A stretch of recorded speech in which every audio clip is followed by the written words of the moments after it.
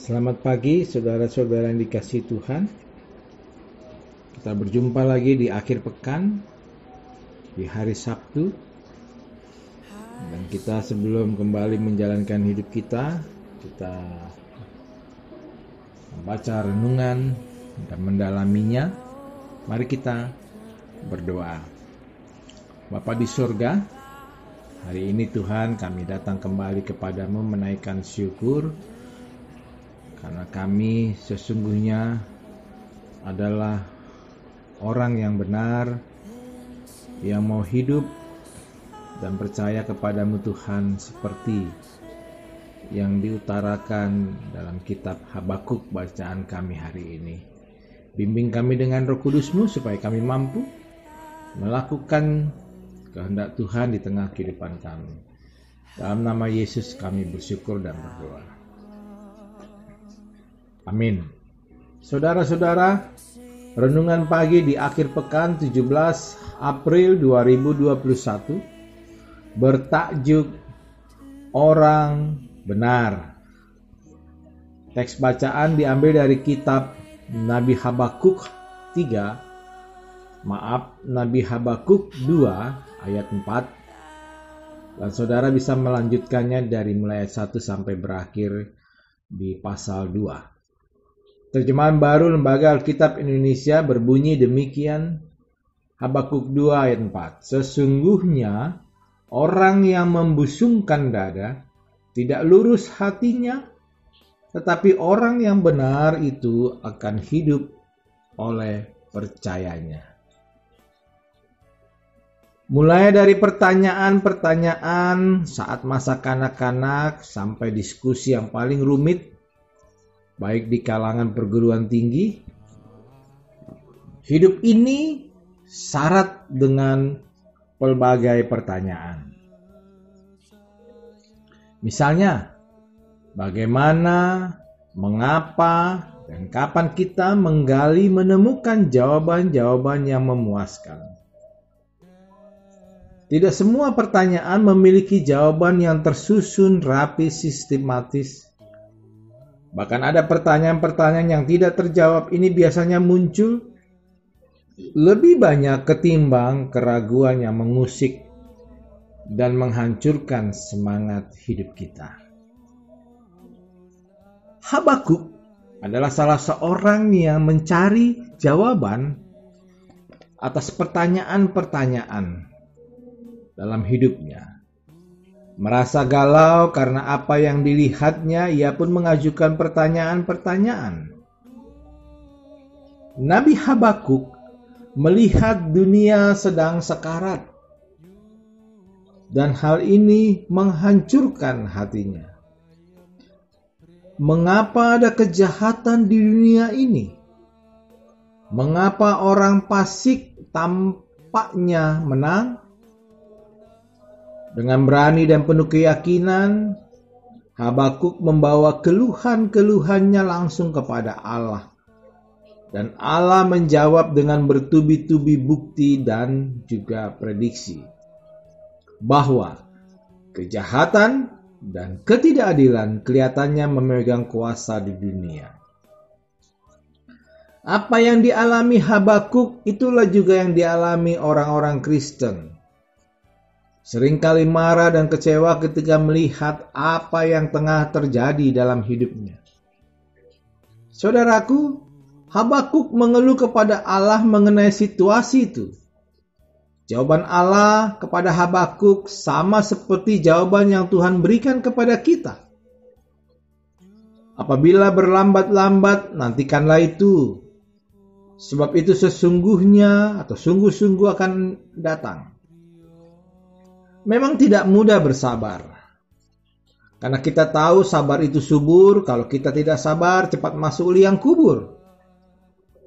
Tetapi itu menolong kita sebetulnya untuk mengingat bahwa Allah itu sesungguhnya membenci dosa yang dilakukan oleh manusia, sehingga manusia menjadi penghambat dosa itu untuk datang kepada Allah. Bahkan hukuman atas dosa pasti akan datang. Karena itu Allah menyuruh Habakuk dengan mengatakan, nantikanlah itu. Di sini kita harus percaya kepada Allah meskipun kita tidak mengerti mengapa peristiwa ini terjadi adanya. Bangsa Babel yang jahat itu percaya pada diri sendiri dan akan jatuh. Tetapi orang-orang benar akan hidup oleh iman kepada Allah. Ayat ini banyak mengilhami, menginspirasikan orang Kristen saat ini. Contoh Paulus mengutipnya dalam Roma 1 ayat 17 dan Galatia 3 ayat 11. Juga Ibrani 10 ayat 38. Di mana bicara tentang iman. Dan ayat ini berguna bagi semua orang Kristen yang hidup melewati saat-saat sulit tanpa melihat tanda-tanda harapan. Orang Kristen harus percaya bahwa sesungguhnya Allah mengarahkan segala perkara sesuai dengan maksud-maksud Allah. Bahkan hal yang menurut kita berlawanan dengan kehendak Allah, seolah-olah diizinkan berkuasa atas dunia. Atas dunia ini, lalu ada maksud Allah di balik semuanya. Lihatlah ketika orang Israel memasuki tanah Kanaan, Allah tidak serta-merta membersihkan semua orang yang sudah berada di Kanaan. Bahkan di Kanaan terdapat para penyembah berhala.